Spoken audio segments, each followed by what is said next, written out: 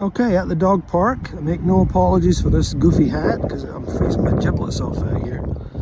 It's 22 degrees. I'm going to take a look today at installing the Cosmic Desktop on Fedora 43 GNOME Edition. And turns out it's actually pretty straightforward. So let's take a look.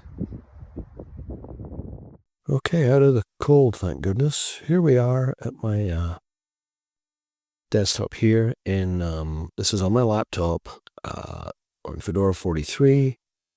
And I'm just checking to make sure there's no updates pending. And there aren't. So this is a command we run to actually install the components. Sudo dnf install at cosmic-desktop-environment. So this goes pretty well. There's like 2 confirmation steps or whatever, but it does install everything that's required. So it's really just a one-step install. Now, Pop! OS had a Cosmic Desktop for a while, but it was a sort of hack, well, not a hack, but a massaging of the GNOME desktop. They used GNOME with some theming and the use of extensions to change it into what they termed the Cosmic Desktop. This implementation is an actual rewrite. It's not GNOME, it's an actual rewrite of what they had before, but they've also customized it somewhat further from what they originally had with Pop! OS. So this is an actual desktop environment like GNOME or KDE or LXQT that can be used with other Linux distros, such as, in this case, Fedora. So this Cosmic Desktop is written in Rust, and it's like the old desktop in look and feel, but they've added a few other things to it, such as a more robust tiling feature, which gives you a lot of flexibility. It's almost like in some regards, it's like a light version of a tiling window manager, if you choose to use it that way. So there's a good bit of customization in it, and we'll see that in a minute when it finishes installing.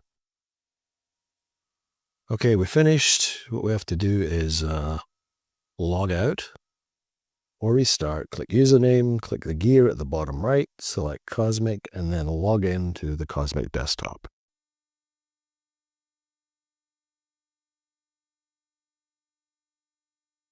So here we are at the Cosmic Desktop on Fedora 43. And as I was saying, this does have some changes from the standard GNOME type desktop. What I did have to do was I had to change the scaling there, which is not unusual on laptops. So we did that. Other than that, this is pretty much how it comes out of the box. I haven't changed too much in here.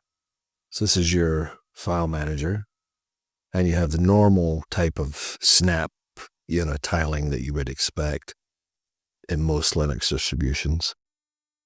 You can see I'm not particularly good at snapping and tiling, but anyway. There's also an option, as I said, to make it snap automatically, to tile automatically, which I do not have set here. I'm just using the normal sort of version of it, which I'm more familiar with. I'm not a tiling window manager guy. But you can see in the apps section here, it does have categories, which I like.